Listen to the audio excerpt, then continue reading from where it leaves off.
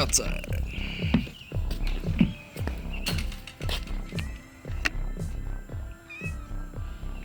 Cat round two. Cat round two.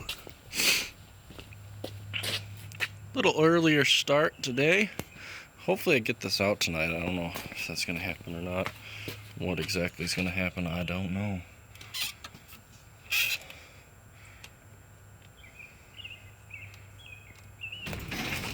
Super secret garage code.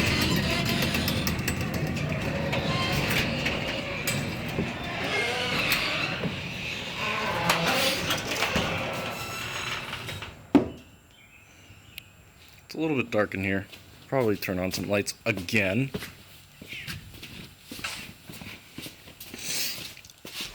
Probably have both the cats hanging with us again. Looks like that's what's happening. But here's what we got. Round two. Whoa, look at that. So what we got here is linear rails. They showed up from Amazon. Let's see here. They come out pretty far beyond the actual lathe bed, but that's that. I wonder if I can pull this off of here.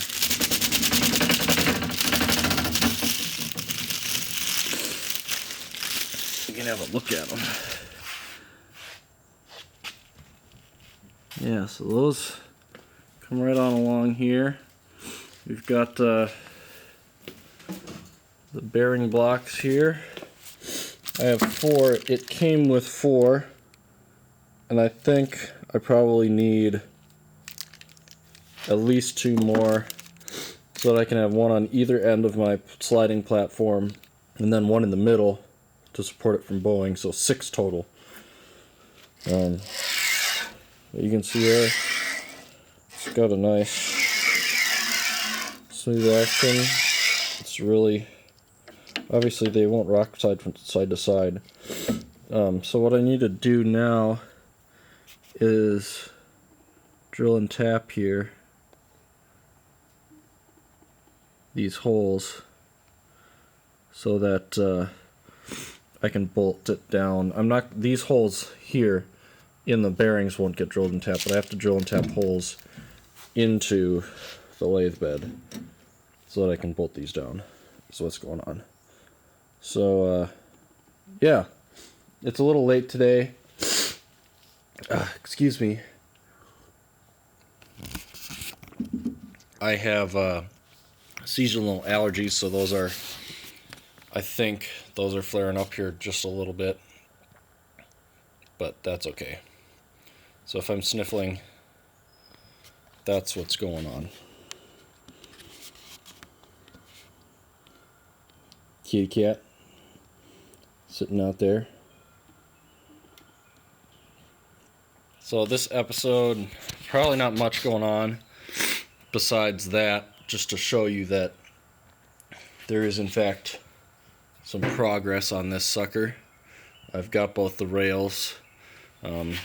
I debated a little bit about maybe going to the hardware store and grabbing the stuff I need to like tap these and drill holes and everything like that, you know, get a good bit for it. But I think I'm going to do that next week. What I think I'm going to do this week is we'll do a little bit of a detour and look at my pedal board, which I just finished rewiring this week. I actually shot a whole bunch while I was doing that rewire, but it got really long because that stuff takes really long time to do when you're doing it right. So I think I'm going to throw that, not include that. Instead, we'll just look at the finished thing and I'll talk a little bit about what I did to get it there. So let's go take a look at that now. Alright, here we are. Figured I'd just lock this off on the tripod, kind of show you guys what's going on here. Probably won't look up towards the camera a whole lot, so apologies for that, but hopefully you can hear me just fine. I know you'll be able to hear the guitar just great because I'm recording that direct into this Tascam here. A couple XLRs, so you'll be able to hear this in stereo. So that's one thing I'd suggest is that for a lot of the stuff I'm going to be talking about, put on some headphones or listen on a good device for hearing stuff in stereo, hearing the spread for left, right.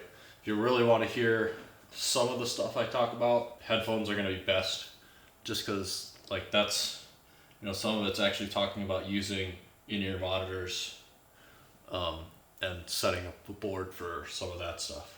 Hey Ringo, how you doing, buddy?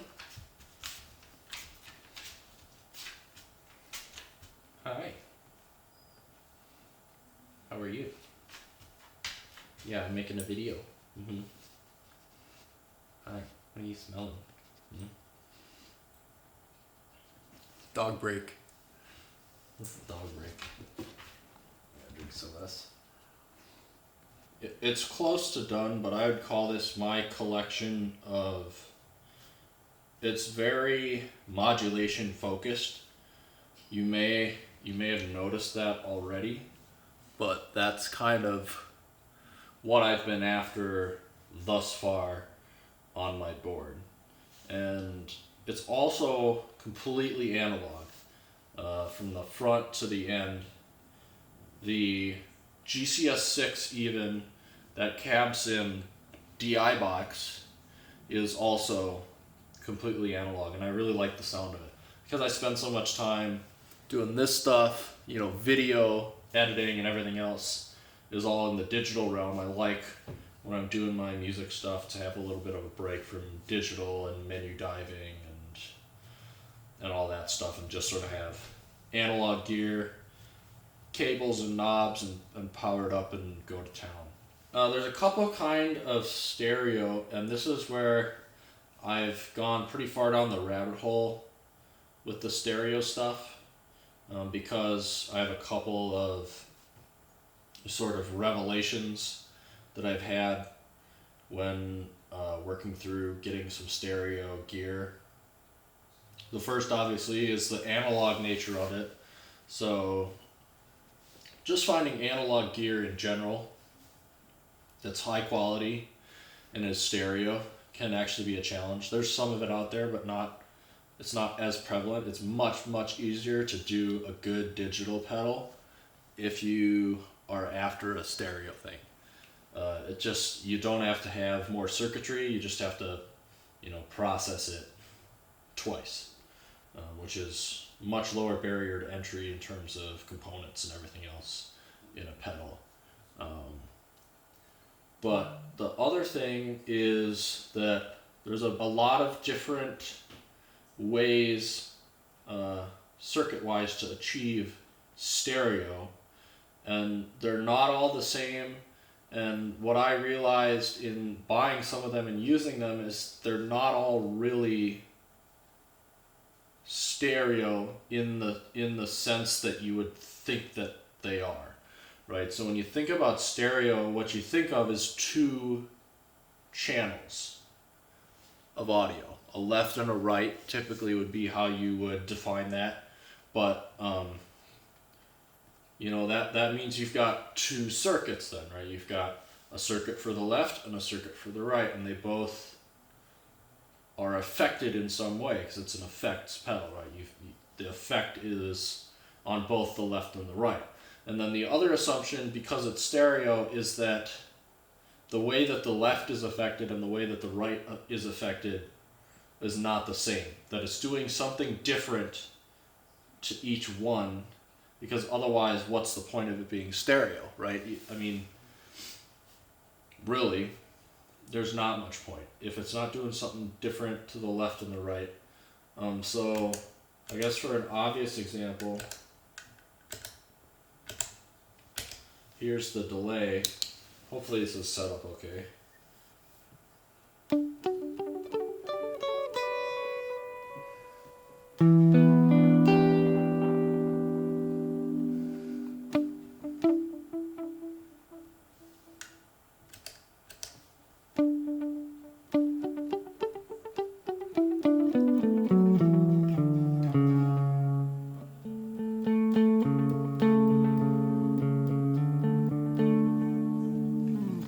So that's a really obvious example, you know, that's obviously doing something different on the left versus the right. The time of the echo of the repeats on either side is different, and so you get this ping pong delay going on. Right. And in the case of this one, this is a modded, it's 2 tonal recall red knob mods, which are mono delay pedals, and I've just rehoused them in one box. Because really finding an analog delay that does what the red knob mod does is going to be pretty tough. It's just about as good of an analog delay as you can get. It's the classic MN3005 chips that are famous from the Memory Man delay back in the day. They're new old stock, or not new old stock, but new reissued versions of those chips that are identical.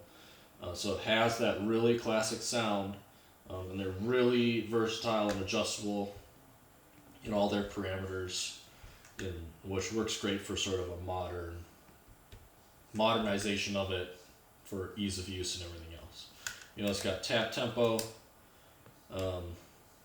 so you can synchronize them and then change the divisions per each side, bypass everything else. It's got a modulation section on it. So in the case of this, obviously what I did is I decided to take 2 mono pedals and kind of create them into something that's stereo. So there are 2 complete circuits, one for each channel in the case of this. And actually that is true in the case of all of the modulation pedals on this board. But it wasn't the case when I first started buying them and I started to realize that. So there's basically 2 other ways that stereo happens, or that pedals are made that get the label of stereo, but maybe don't necessarily live up to that. And that's not to knock them or say that they're a bad pedal. However, for an obvious example, here's a classic example. This is the Boss Chorus CE2. It's actually the Wazacraft version, just like this Dimension C is the Wazacraft. It's Boss's new line of true to vintage pedals that are sort of their flagship or famous vintage pedals that are now reissued, true to vintage circuitry and everything. So the first thing to notice about this is it's got 1 input and 2 outputs.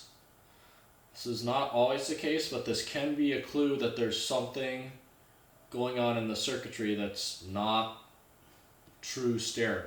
You can trace the heritage of this all the way back to originally the Roland Jazz Chorus amplifier, the JC120, which is probably one of the top chorus sounds of all time, is from that Jazz Chorus amp. I mean, it's really, really highly regarded, really well renowned. And the way that amp works is it has 2 speakers in the cabinet, and the chorus is achieved by applying a fully wet vibrato to one speaker. Right? The other speaker has your completely unaffected dry guitar sound, and the other one has a pitch modulated wet vibrato signal. And that's, at its most basic form, exactly what chorus is. It's just your signal duplicated and then pitched up and down so that it sounds like there's more than one guitar, because they sound like they're at slightly different pitches at different times. Gives it that multi-voice sound, right?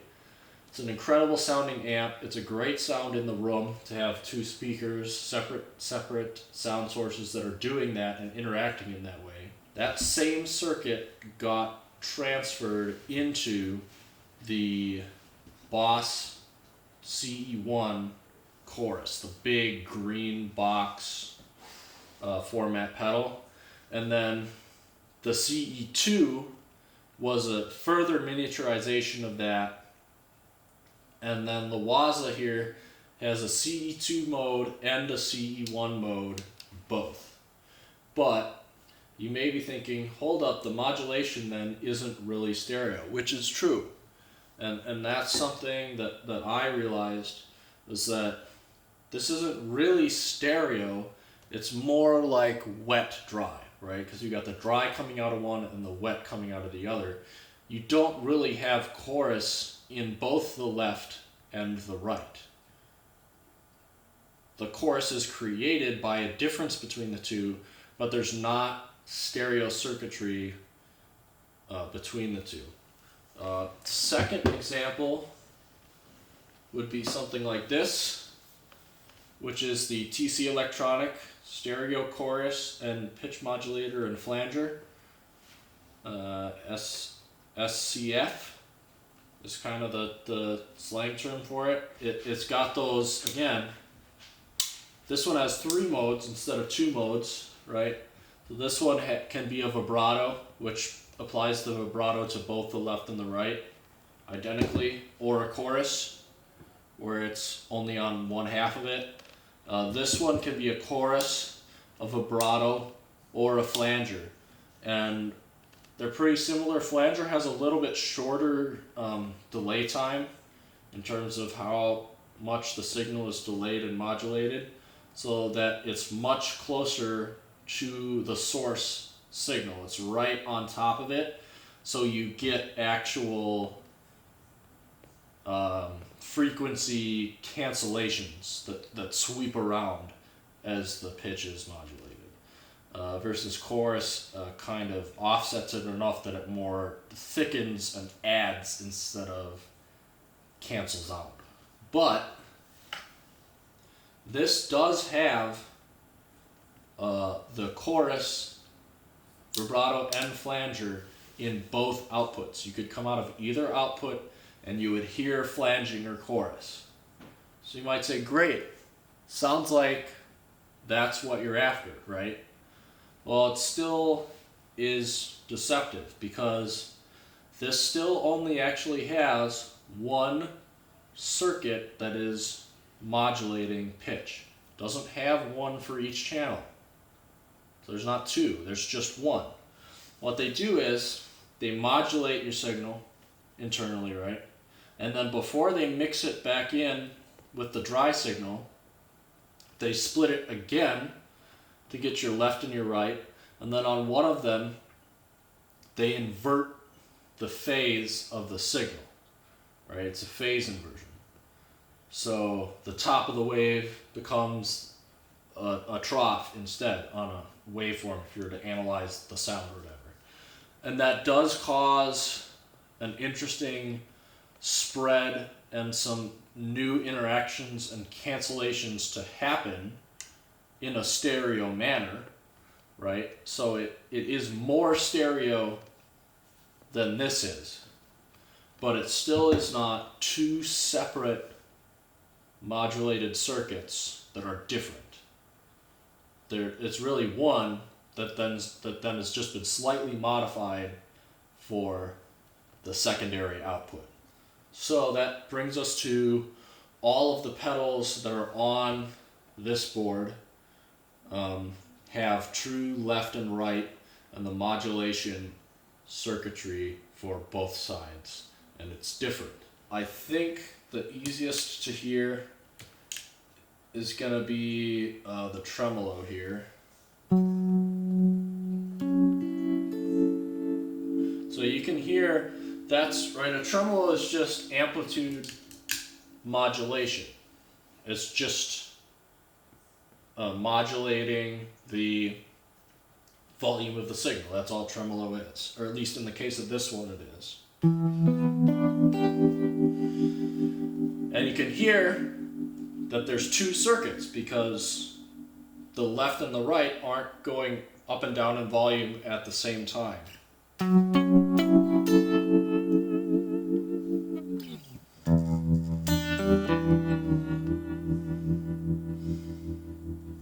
So there's an example. It's got 2 inputs and 2 outputs.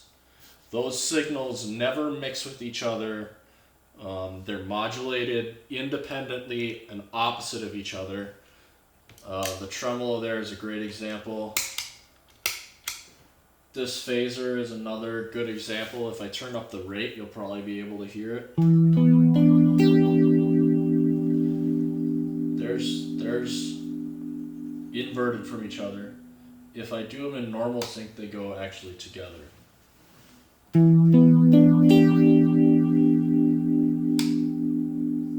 you can hear the difference there actually between, this is what it would sound like in mono. Let's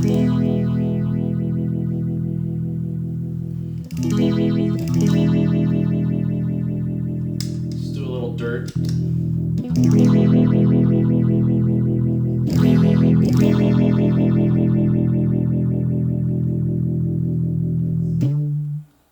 That's kind of a mono. They're synchronized. It is 2 sides, but it's synchronized.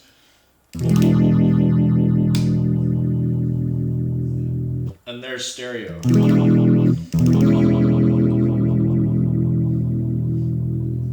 Again, that's doing the same thing that the tremolo was doing, where when one's at the top of its LFO modulating, the other's at the bottom, versus the left and the right.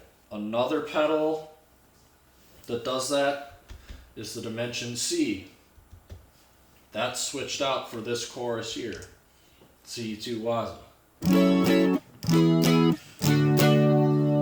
And an interesting thing happens with chorus, because what you end up getting is, instead of having your dry signal sound and your modulated signal sound, you have your dry signal sound and 2 different modulated signal sounds, and that actually sounds to your ears like there's 3 guitars playing instead of 2, more or less. That's sort of the idea behind chorus, but that's kind of the effect that you get, is more richness and more.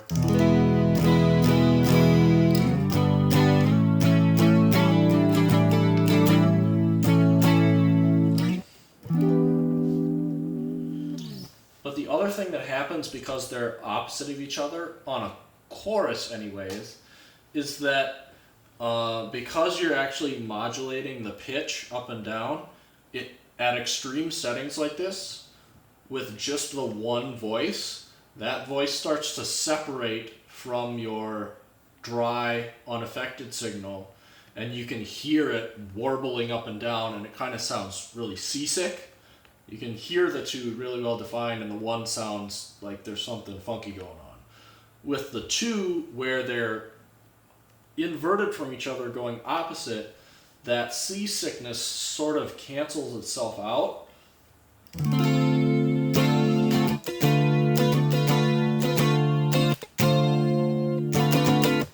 And you get this really lush sound without it sounding warbly or seasick. And then at the benefit of that as well is that at the really lower settings, it still is chorus, but it almost,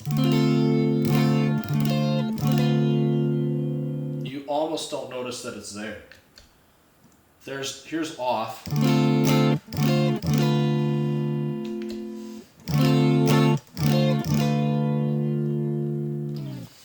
And it just adds this nice top end shimmer versus a seasickness that you get out of some other choruses. This Black Cat vibe is also stereo. I can't show you the stereo operation of it right now, because the way I have the board set up in this iteration is to actually have all the mono effects go into this, and then I'm coming out the main output to the stereo stuff, and the secondary output is for if I want to run a dry amp. So I can come out of here, and that will be unaffected by any of the other modulation effects. And there's an interesting waveform or oscillation, the oscillator that controls the modulation, is created by a flashing light bulb. And so it's not just a sine wave or a square wave, it has kind of a lope to it.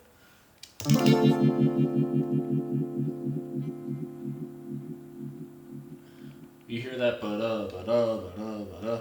So the interesting thing about the Black Cat vibe is there's not two bulbs blinking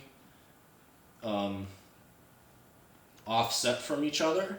There's one bulb, but there are two light-dependent resistors, and the second circuit with the second resistor, the circuit's inverted, so it's loudest when the bulb is on versus quietest when the bulb is on, and vice versa.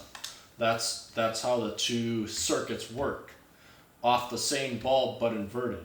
So you actually don't get the same ba-da, ba-da, ba-da out the second channel. You get a udda, udda, udda, udda. It's kind of it's hard to describe without hearing it. I wish I could hook up and show you, but it'd be a lot of work. But it gives you this really cool, like, flub and wub, push-pull lilt to the sound of this pedal, which, although vibe is not historically a stereo effect at all, like it never has been, I think this is an incredible, like, mutation or extreme adaptation of the classic vibe and takes it to a whole new level. Here's the latest ad along with the Dimension C. This is the Paradox through zero flanger.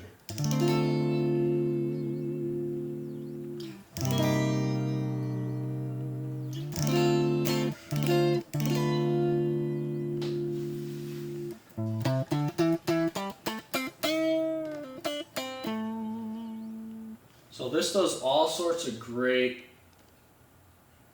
through zero sounds. The crazy thing about this is you can actually find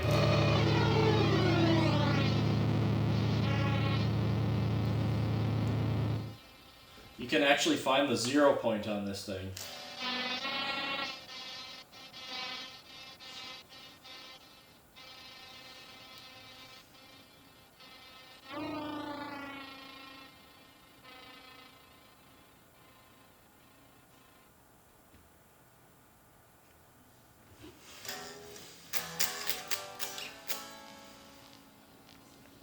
So it's the the frequencies, because I've got everything set to negative, are completely canceling each other out.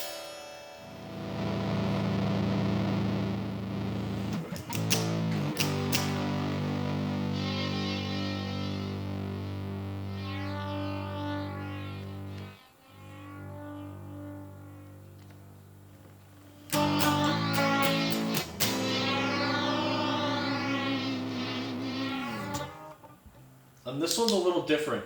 On one hand, it's doing this phase invert trick, and on the other hand, it's not, specifically because it's flanging.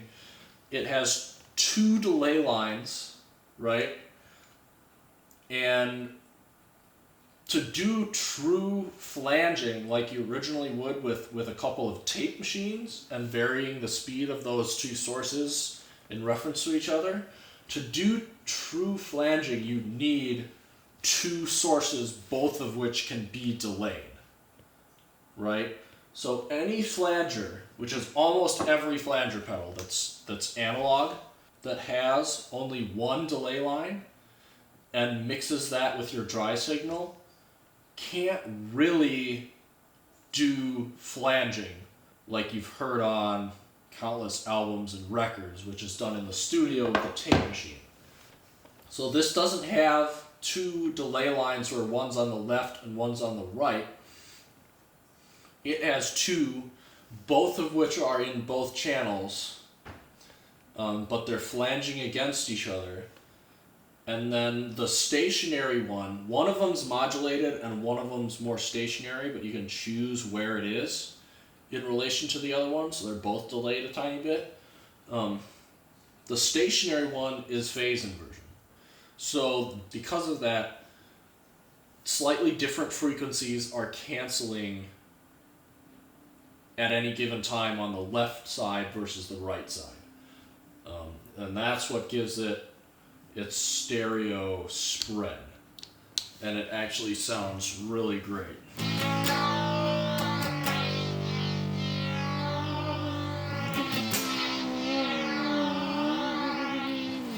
It's just completely wild, but again, it's the type of thing where there's nothing that does that unless you've got a tape machine.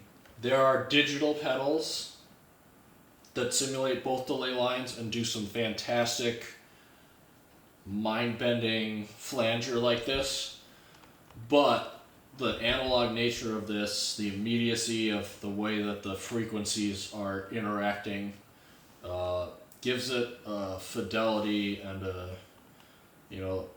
feel in the way that it interacts with like this fuzz, for example. That's just, I don't think there are any digital flanger pedals that are going to quite match that. Now there is one mono modulation pedal on here, and that's the hi-fi. There's actually a good reason for this being on here, and that's specifically when I'm running in-ear monitors, right, like I am right now. The signal is exactly identical out of both of those unless I'm using the modulation pedals, right? So if I'm just playing here,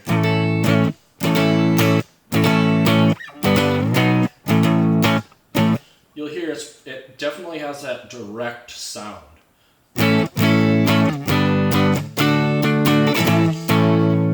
Which isn't a bad sound. It's actually a really nice sound. I really like the cab sim and mic sim and everything that's in that pedal. The DI box pedal that I have, it works fantastic. By the time it's coming out speakers, mains in front of house, it usually sounds really, really good. It's got a good feel under the fingers. The compressor definitely helps that. This is pretty unrivaled as compression goes, in my opinion. It gives you that good finger feel without a lot of the pitfalls of most compressors. But if I don't want that really in my face direct sound, I can use this because of the way I've got it set up to combat that. Because it can get really fatiguing on your ears to sit there and have them both get smacked like that. So what this is set up to do is to affect only one side. So that's the other thing, is like this chorus, right, is dry on one side and vibrato on the other side. Well, guess what? I can do that with a mono chorus and just put it on one side, put the mix all the way up to 100% to give me that vibrato type signal. And what I actually do with this is, because it has a lag knob, which is like the pre-delay of the signal coming through it, I can basically set it to any short delay time that I want as an actual delay. I don't even have to modulate the signal, I can just delay it. And so it won't actually modulate in pitch at all. It just offsets it a little bit and it spreads everything out. So that versus this, you might not hear it.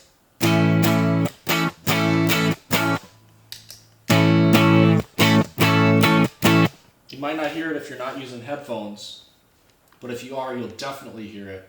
And it made a huge difference to me the first time I tried that. It's kind of like what you call double tracking is more or less what it's doing. But if I move it around, I can kind of get some different emphasis too out of the frequencies.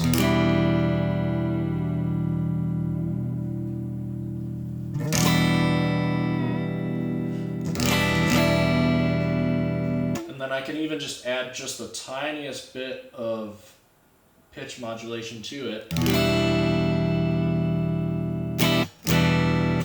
And technically now there's chorus going on, right? It's a wet, dry chorus left to right, just like a CD2 Waza or a jazz chorus. But you can't really hear it because of how subtle it is.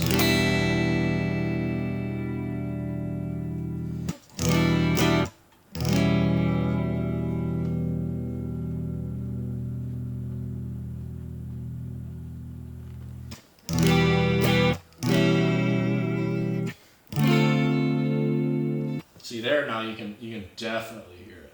But just set really subtle and really slow.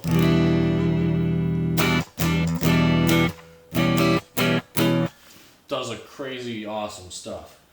So it's sort of filling an interesting spot where it's kind of a utility pedal for if I'm doing direct work, direct signal work. But it can also serve as this type of a jazz chorus kind of chorus, because the Dimension C is a chorus, but it's almost its own category of chorus. So it's not always the chorus sound that you're necessarily after, so it's helpful to have this other option. In terms of the actual signal routing, it comes in the side here, and then comes straight into the Pettyjohn Crush to sort of bolster the signal, to do all the compression. So this is really a huge effect on the dynamics of the sound and the feel and everything. So the other thing that does is it keeps the levels of my signal really solid and even in terms of the volume. You know, things don't kind of sag off because the compressor bolsters everything up, so I get good sustain going into the NS2 noise suppressor, which anybody that's used one of these and feels like it hasn't quite worked for them, I would highly suggest setting it up how I have it set up here, because it works great for me, and I'm pretty confident in the way that I've set it up with the compressor in front of it, so that it's coming from the output of here to the input of the noise suppressor, which is where that detection circuit is that analyzes the signal and decides when to suppress and when to open up. So having the compressor ahead of time provides it with a strong signal that sustains and keeps that gate open. It keeps this from clamping down on your signal 3/4 of the way through your note. If Boss were to make a reissue or a newer version of this noise suppressor, to add a detection compression knob into it, or like a fall off knob of some sort, which would basically do that. Not that it needs to add compression to your output signal, that it needs to actually do compression as an effect, but just as part of the circuit, it would help the way that the circuit works, because this interaction here works flawlessly.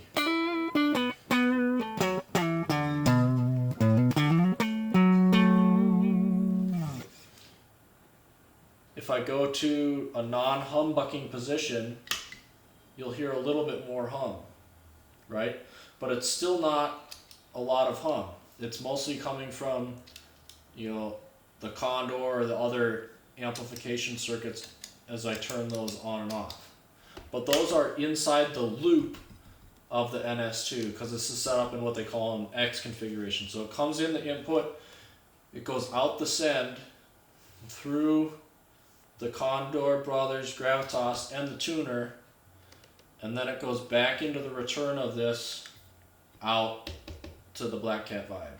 All right, so all these are noise suppressed inside what I would call the loop, send return loop of this NS2. So even with a non, I can get this thing gnarly. I can put a fuzz on, double fuzz.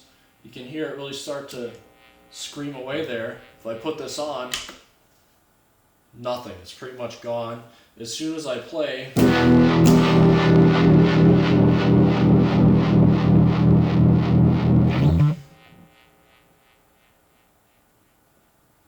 see, it doesn't really matter because it slowly suppresses it. You don't really hear the noise while the notes are being played, because you're above that noise floor. And that's a pretty extreme example. I wouldn't usually use it that intense, but this combo works really well. The reason I have Condor and Brothers like this is because it's really handy to be able to pre-EQ or equalize the signal going into Brothers. Brothers is not a traditional overdrive circuitry wherein it has low cut, on the front end of the circuit before it hits the clipping circuitry. Most overdrives have that. They shove off the low end so that you're not pushing low frequencies into the drive, which turns it into really flowy. So you can hear here, if I have the drive on, it kind of it flubs out a little bit, but here I've got a little bit of the bottom rolled out.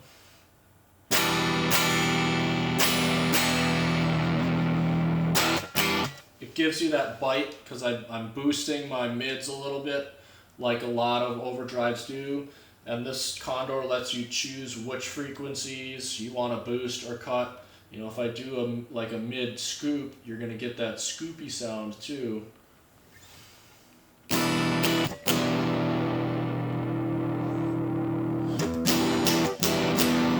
So you can use this to sort of design your overdrive sound.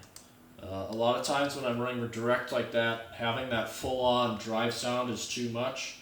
So what I'll do is I'll do a drive and a boost both in parallel, so I have some clean sound.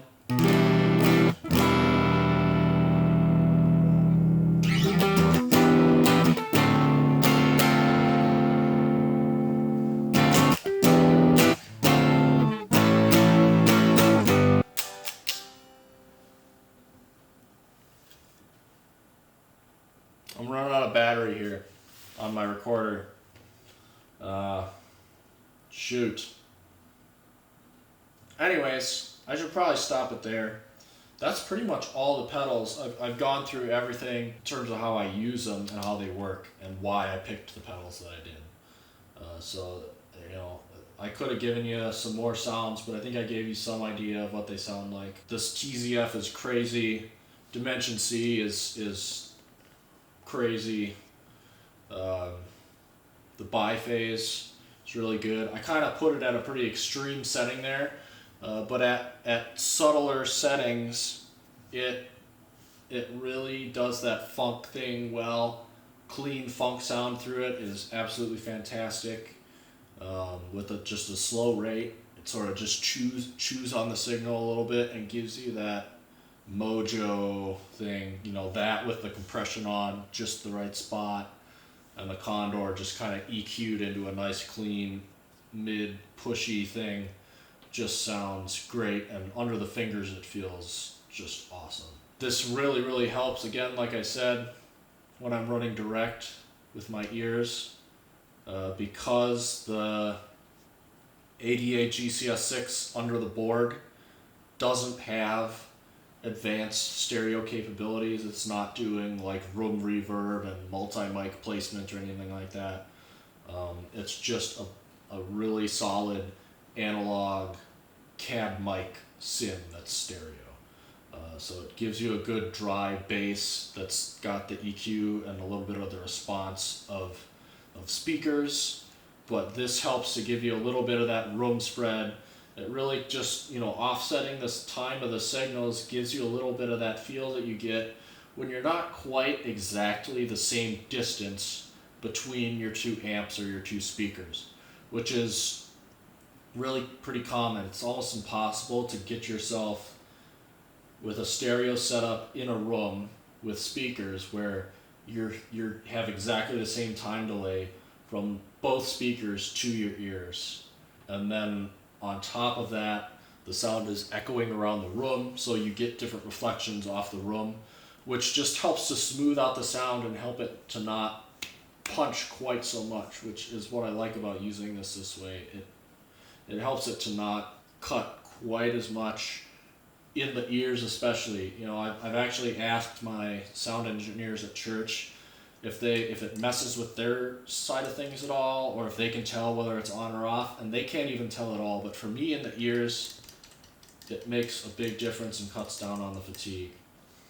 Yeah, the thing with the gravitas, I guess I didn't explain this, but I'll explain it quickly, is I don't have it set up right now. I had to order a longer cable for this. But both the liquid tremolo and the gravitas have external tap options where you can plug a jack in and have a tap button, whether it's an external tap unit or tapping from another pedal with tap. So how I've run these in the past, and I'll run it again as soon as I get the cable to hook them up, is that I tap sync them. Because while this is stereo, it's only amplitude modulation or volume modulation. But there's a whole other side to tremolo, from amp tremolos, where kind of tremolo actually started, and that's really where there's sort of two tonal sources. Your signal is split. You have your high frequencies and your low frequencies, and those are modulated independently and opposite of each other. So what you get instead is basically closer to what the vibe is doing, where you hear the high frequencies and then they go away and you hear the low frequencies. So it sort of flubs. And what I do is I set the rate of the gravitas to a division of the tap that is double the division that I have set on the liquid tremolo. So the liquid tremolo is going dot dot dot dot dot dot dot, but that's actually left right left right left right left right, and then the gravitas is going dot dot dot dot dot dot in mono, but in harmonic tremolo mode. So what that gives me is harmonic tremolo going into this stereo tremolo, which is, it's doing harmonic tremolo, but first you hear it on the left and then you hear it on the right.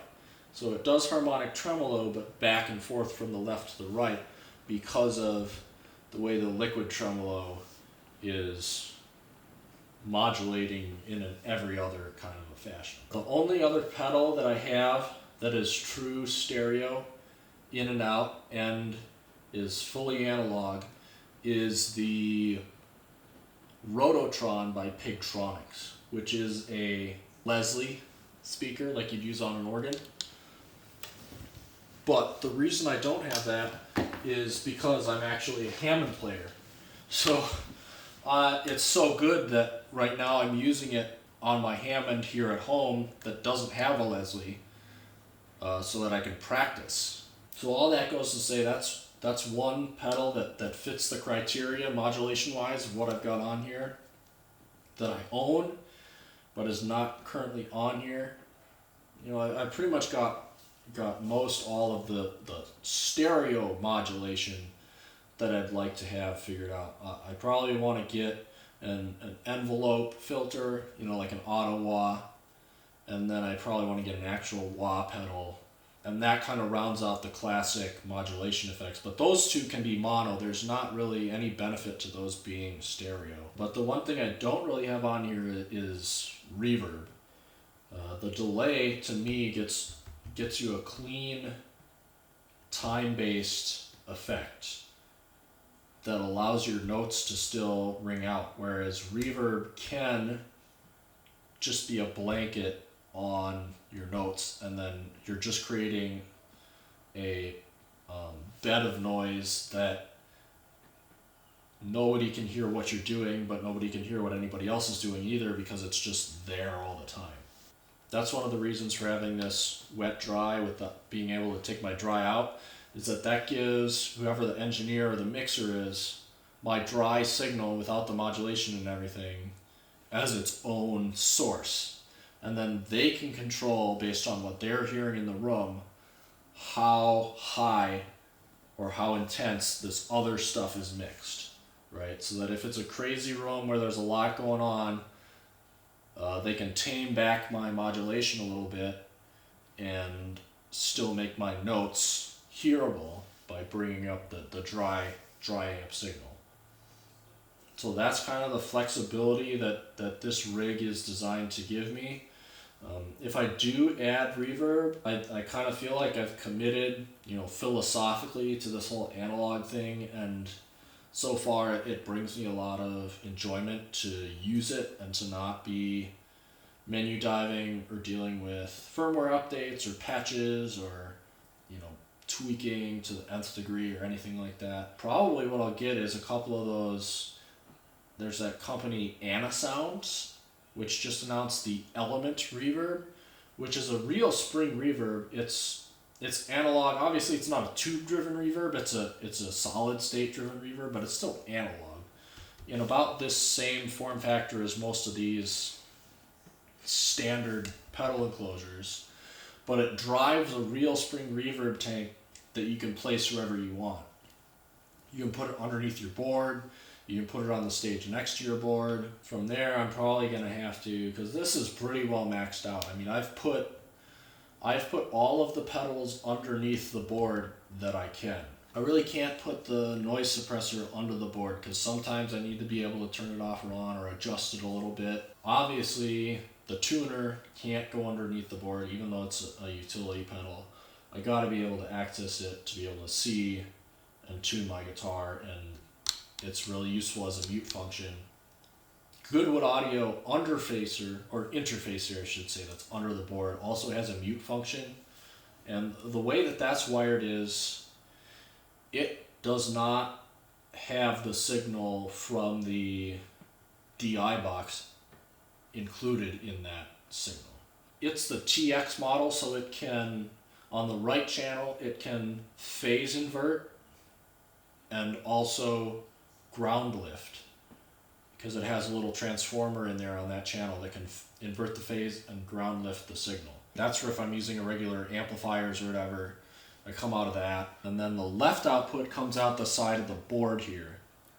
And that's the one that doesn't have the ground lift and stuff on it, because you want to come, when you've got ground lift going on, after you come out of that output, I learned you don't really want to go through anything else. You want to take that straight to your amp. So even going through this little side patch panel can reintroduce the ground loop, and then it having that ground lift is kind of completely worthless. So you got to come straight out of that Goodwood into your amp. That's if I'm running stereo. I'd come out of the right there and the left here. If I'm running the board in mono, which I absolutely can do, I can come out of just this output here, and I can press and hold the button on the top of the interfacer, and it sums the left and the right signal to mono and sends it out, both of them identical. So that's really helpful, because I won't be missing my second delay signal. I won't be missing half of the tremolo signal. I'll still get both modulated sections of the Wazacraft. I'll still get all the cancellation and phasing and frequency stuff that the TZF does.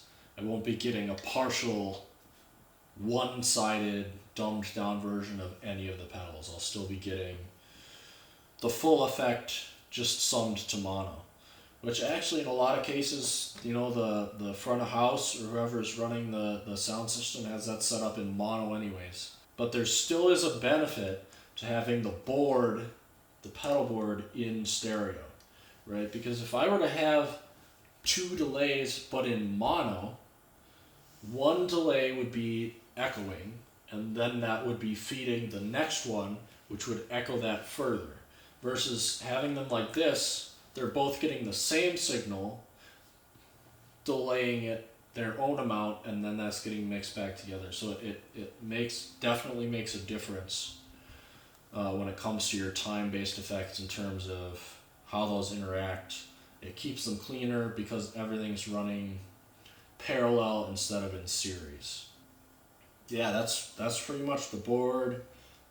That's a lot of what some people would probably consider nitpicky details, but when you get this stuff right, when you get it dialed in, you can absolutely hear the difference, and hopefully the little bit of sound that I played for you gave you a taste of the difference that can be made by having real stereo pedals as opposed to what I outlined with these two, right? Because there is definitely, absolutely, there's a difference, and I can hear it.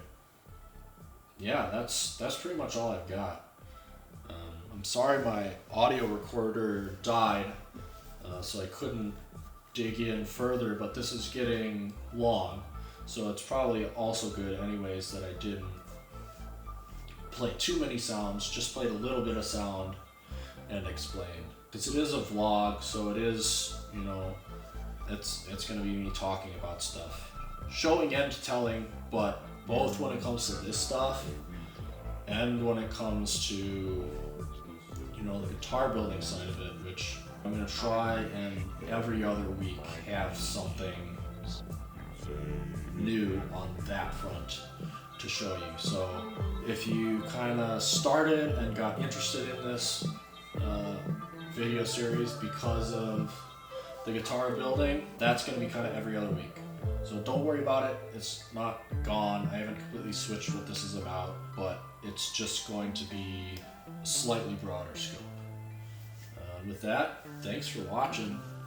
That's going to be all we have for today.